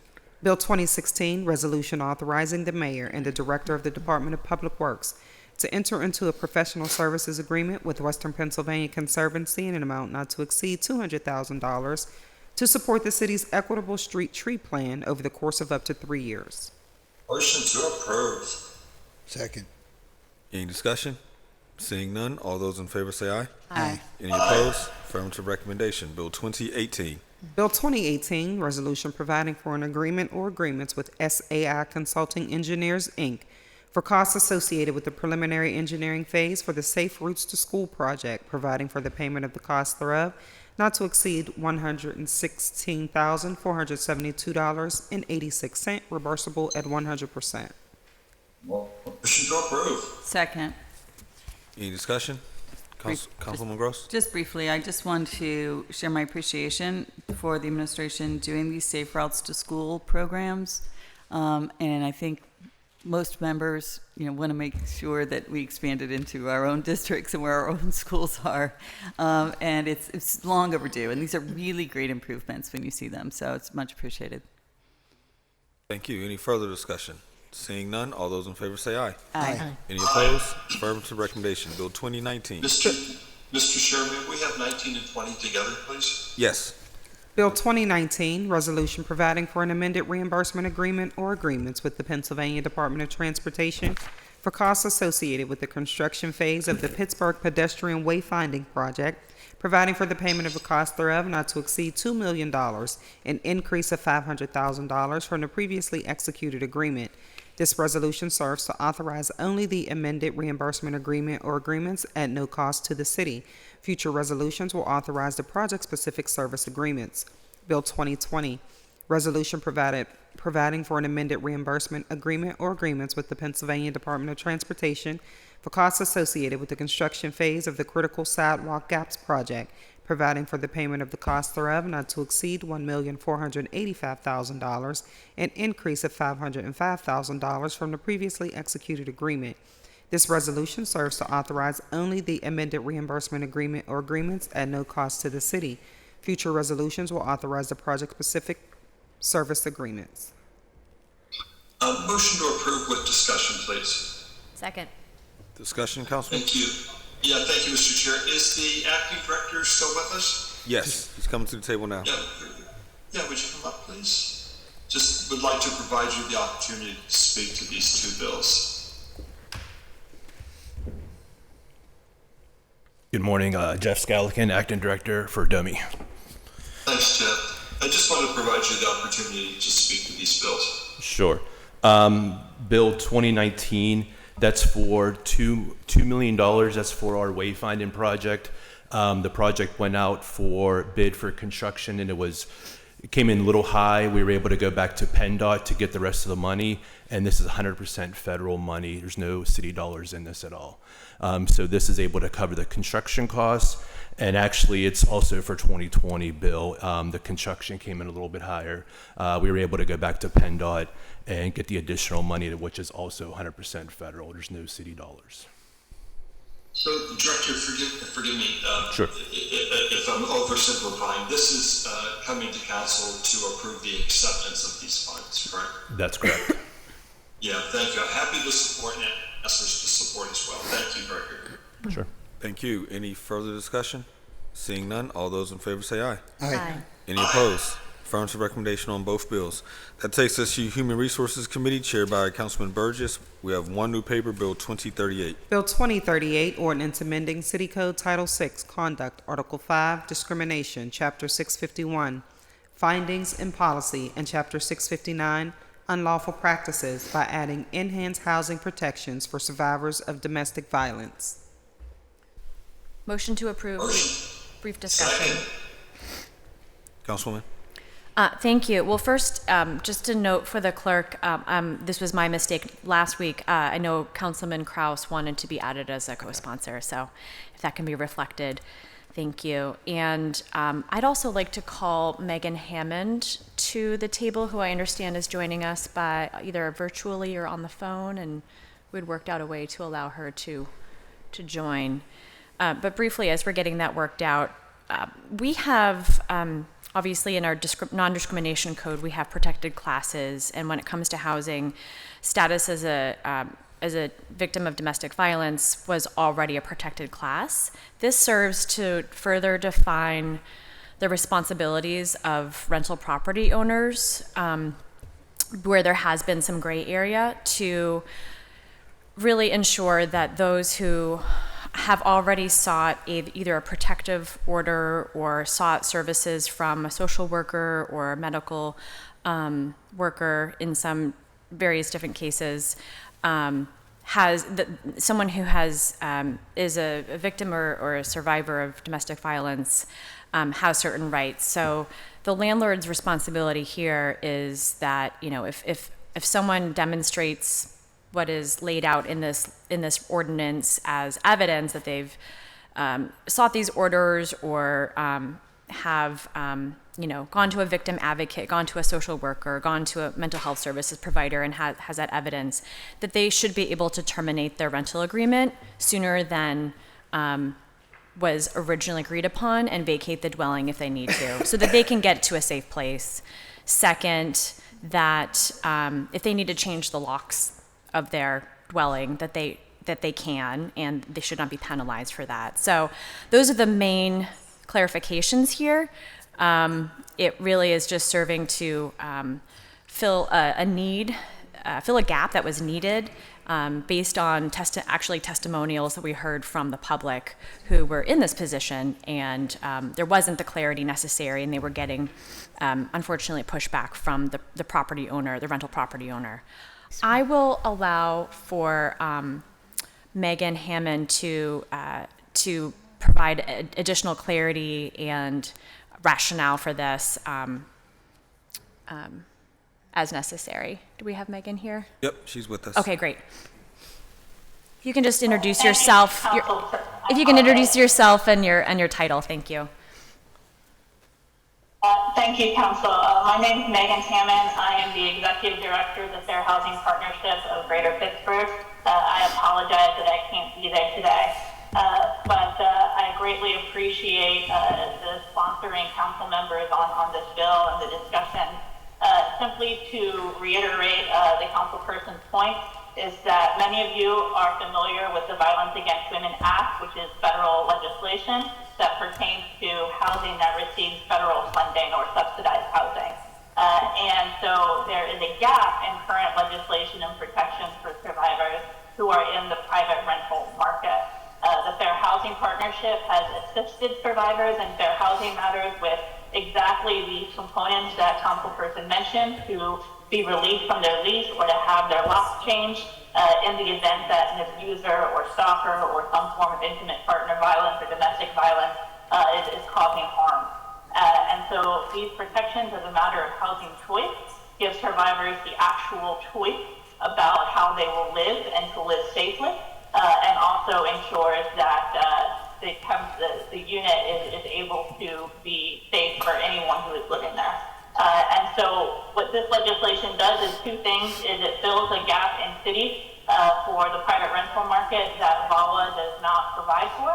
And then in recent years, FHP has litigated with the help of the Community Justice Project as our legal representative that the fair housing federal right under a disparate impact analysis does in fact protect survivors in certain circumstances. But in order to access those rights, it takes a bit of a Herculean effort to do so. And so I've been working with city council members to make sure that in the city of Pittsburgh, that survivors are able to access the ability to be released from their lease without penalty for their safety, or to have their locks changed for their safety. And concurrently, we are extraordinarily lucky in the city of Pittsburgh to have Pennsylvania's only Commission on Human Relations that is substantially equivalent to HUD and the federal government in the entire Commonwealth of Pennsylvania. What that allows CHR to do is to follow the administrative and legislative guidance and precedent that VAWA gives us decades of, as well as uniquely be in position to ensure that not only are federal laws enforced in the city, but so are the city council protections and housing that council has passed. So I'm happy to answer any questions and further discussion and appreciate the conversations we've had thus far. Thank you. Councilman Strasburger? Thank you. I really just wanted to thank my fellow co-sponsors, Councilman Wilson and Councilman Kraus, and I know others had provided input and questions prior to the introduction. And I really do hope that this is an opportunity to educate both people who need to, find the find themselves in a terrible or unfortunate situation where they need these protective services, but also for rental property owners so that they understand their responsibility before something like this comes to pass and they get a complaint from the Commission on Human Relations. So, happy to continue to work with our commission members to educate everyone about their rights and their responsibilities, and hopefully also our Office of Equal Protection as well, to make sure that we're telling this story and getting this news out there, that this is an additional protection that people have. Huge thank yous to Megan Hammond as well, who did the bulk of the work on this, bringing this to our attention and the advocacy around it. So I'll leave it there. Thank you, Madam President. I just want to thank Councilwoman Strasburger for working on this, and Councilman Wilson and Councilman Kraus for doing all the work on this. It's good to see things, occurring in this area. Thank you. Any further, Councilman Wilson? Yeah, I just wanted to thank Ms. Hammond and also, all members that, that fight for, justice with housing. But in particular, I want to thank Councilperson Strasburger for putting his bill forward, and proud to be a partner on bills like this to keep people safe. So thanks. Okay. Yeah, I just wanted to say good job. It's, very important legislation I think you're putting forward. I guess, and you probably have this in a text file, and maybe Megan even spoke to it and I missed it, but so if a landlord, if somebody has the legitimate reasons for the extra protection, whether it's locks changed, security system maybe, I don't know, so that falls on the landlord then? We're just going to hold it today, right? Whatever those updated locks or whatever. Well, he's not about the bill we recommitted So, yesterday.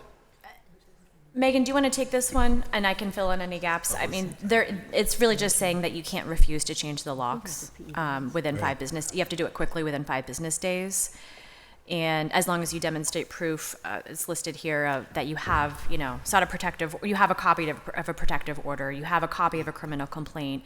You have a copy of documentation signed by a third-party service provider that you've sought assistance related to domestic violence, or and those could be from a licensed healthcare provider, a licensed mental health services provider, a social worker, a victim advocate. So it's really just saying, if you are the property owner, you got to change the locks, and you have to do it quickly. But Megan, do you want to fill in the gaps there and answer specifics? Absolutely, Council President. To answer your question, Councilman Sawhill, this is designed to be a net zero impact on landlords, wherein, as Councilperson Strasburger referenced, is that the protection is triggered by a survivor being in a state of leaving or not being in an abusive relationship. So the abuser or perpetrator is not being invited onto the property. They're coming on as a trespasser in some way, shape, or form. And so this bill is modeled after similar bills that exist nationwide in states and municipalities. And so the release from lease component is that rent is owed up to the point of the survivor fleeing the unit and turning over the possession. And additionally, for the locks change, in order to ensure that it happens timely and professionally, the landlord does so within a certain time frame to protect the survivor, but then the survivor reimburses the landlord for the cost of that lock change. And there are programs and other agencies that can provide financial assistance for recovering that cost. And additionally, in landlord's interest, the landlord in general doesn't want the tenant changing the locks and having a master key that the landlord doesn't have access to. So this structure, which is existing in other municipalities as well, ensures that it happens quickly, professionally. The landlord always has access to their property, and that they're reimbursed for the cost that it takes up front. Very good. Thank you, Megan. And again, nice job, Councilwoman Strasburger. Any further discussion? Councilwoman Warwick. Yeah, also just thank you, but and just a shout out to Megan because she's really wonderful. I mean, you know, whenever there's something housing related, whatever it may be. I mean, I know she's been super helpful to me. Just the calls, and it's like really eye opening. The amount of, just the things that she identified that you would never necessarily have thought of, right, in the broader housing discussion. So just an incredible resource, and thank you for always staying in touch. Any further discussion? If not, all those in favor say aye. Aye. Any opposed? Affirmative recommendation. That takes us to Land Use Economic Development Committee, chaired by Councilman Wilson. Our first new paper is Bill 2029.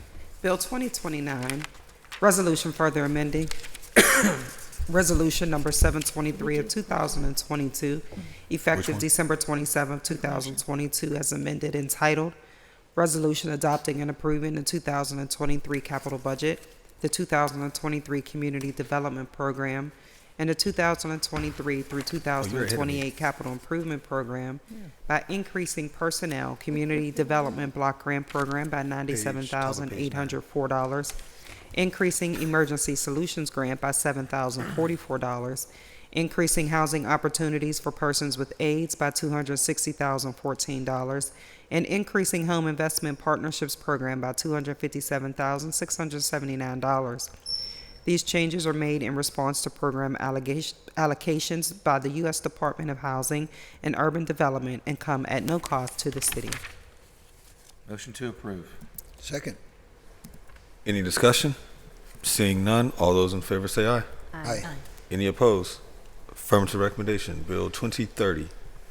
Bill 2030, resolution providing for an agreement or agreements with the Jewish Healthcare Foundation to provide administration and operating expenses, housing and housing-related supportive services to persons with HIV and AIDS and their families at a total cost not to exceed $1,410,014. Motion to approve. Second. Any discussion? Seeing none, all those in favor say aye. Aye. Aye. Any opposed? Affirmative recommendation. Bill 2031. Bill 2031, resolution further amending Resolution number 723 of 2022, effective December 27, 2022, as amended, entitled Resolution Adopting and Approving the 2023 Capital Budget, the 2023 Community Development Program, and the 2023 through 2028 Capital Improvement Program, so as to grant $100,000 to specific public service grant projects of the Mayor's Office and authorize a subsequent agreement or agreements. Motion to approve. Second. Any discussion? Seeing none, all those in favor say aye. Aye. Any opposed?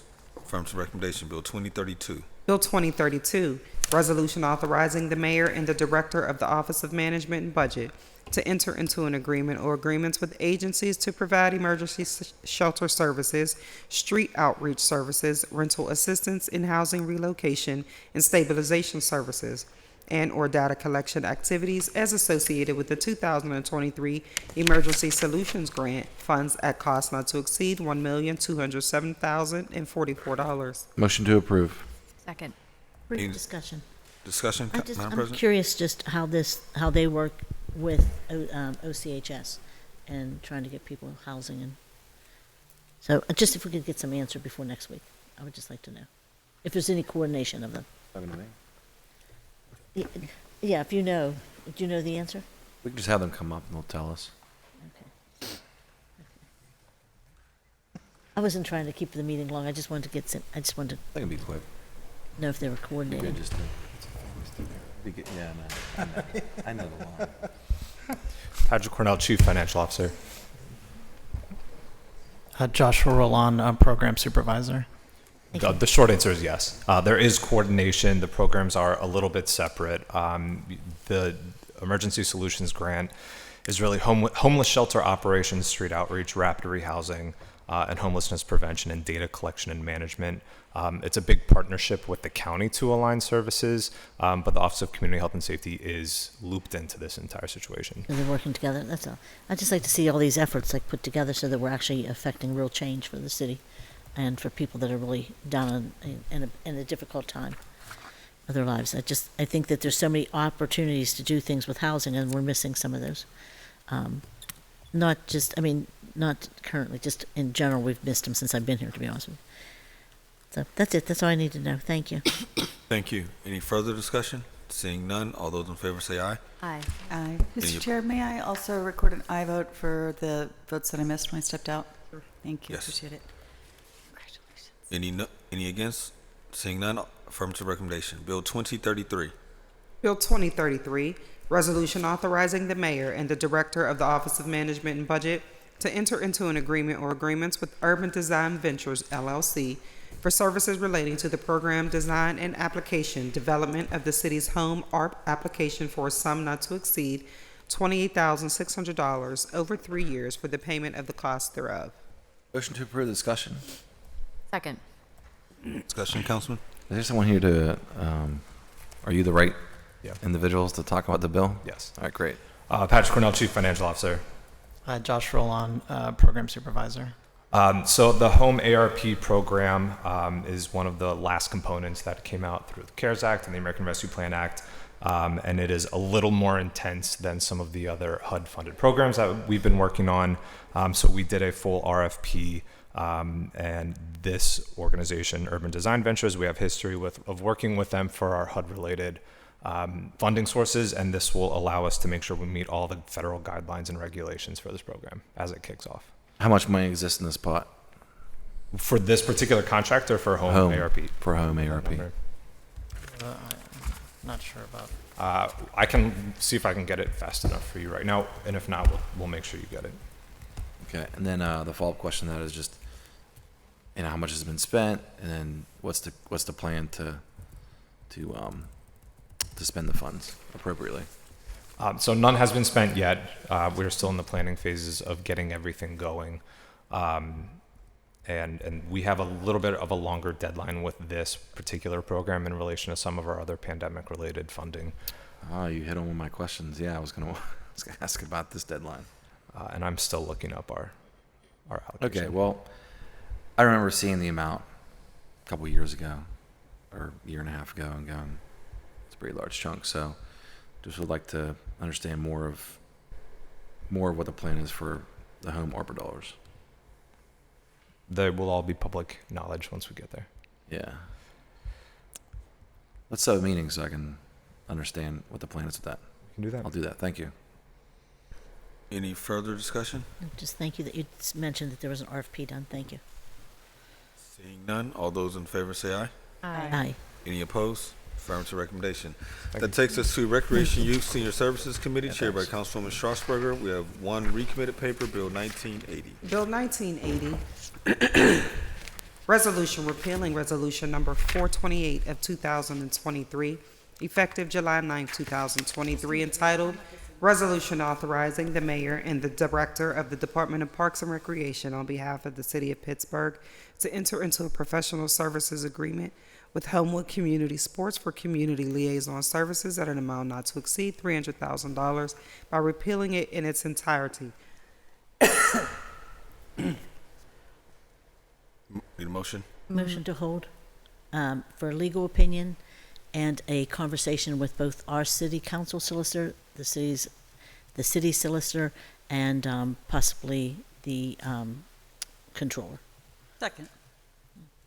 All those in favor say aye. Aye. Any opposed? The bill will be held.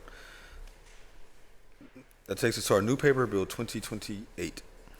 Bill 2028, resolution authorizing the mayor and the director of Parks and Recreation to enter into a sponsorship agreement with Duolingo in support of the community concert series, from which the city will receive a fee in the amount of $7,500.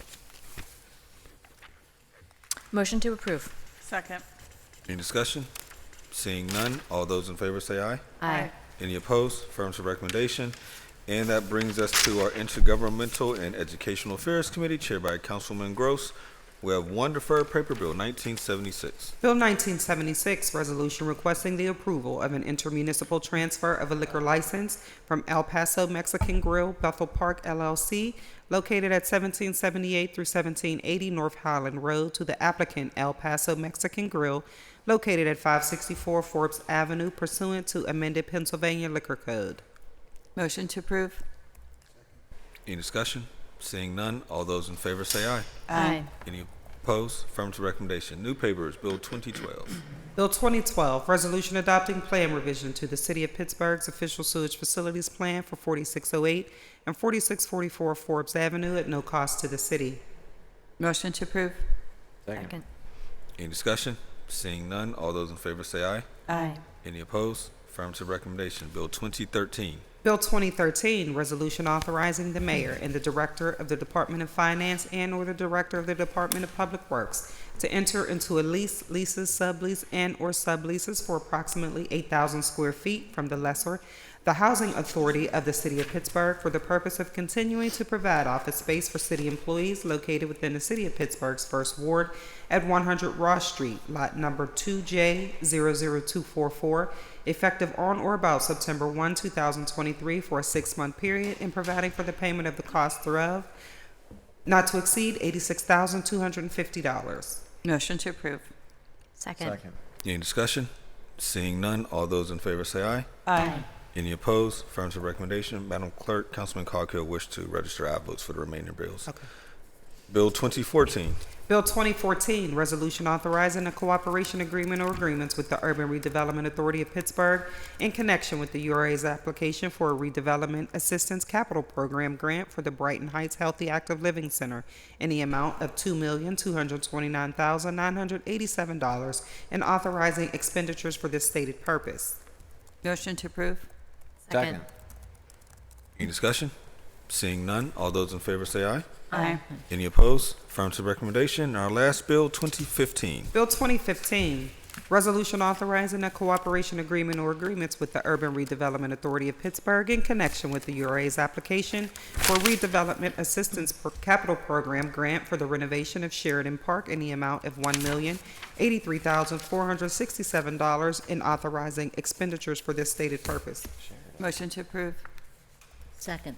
Any discussion? Brief discussion. Brief discussion. This has just been on the books for so long. I'm just, I would like to get some update for the community on where this project stands. Thank you. That's it. Okay. You, Yeah, I'm you're good. not I'm looking happy. to do it now. Got Yeah, it. I'm happy. Okay. Yeah. Any further discussion? Seeing none, all those in favor say aye. Aye. Any opposed? Affirmative recommendation. That exhausts our agenda for today. We do have meeting announcements. On Thursday, October 19th, Council will hold a briefing as it pertains to Bill 1979 Smart Loading Zones Program and the upcoming changes, with the first session at 11 and the second session at 11:30. Next week, Council will hold the regular council meeting on Tuesday, October 24th at 10 a.m. and the standing committee meeting on Wednesday, October 25th at 10 a.m. Speaker registration closes at 9 a.m. And at 2 p.m. on Tuesday, October 24th, Council will hold an executive session as it pertains to legalities and procurement. And on October 25th at 1:30, Council will hold a cablecast post-agenda discussion on Bills 1866 and 1867, corporate ownership of real estate. Chairing is Councilwoman Deborah Gross. What is that? Anything from members? If not, need a motion to excuse the absent member, approve the minutes, and adjourn the meeting. So move. Second. All those in favor say aye. Aye. We are adjourned. Thank you.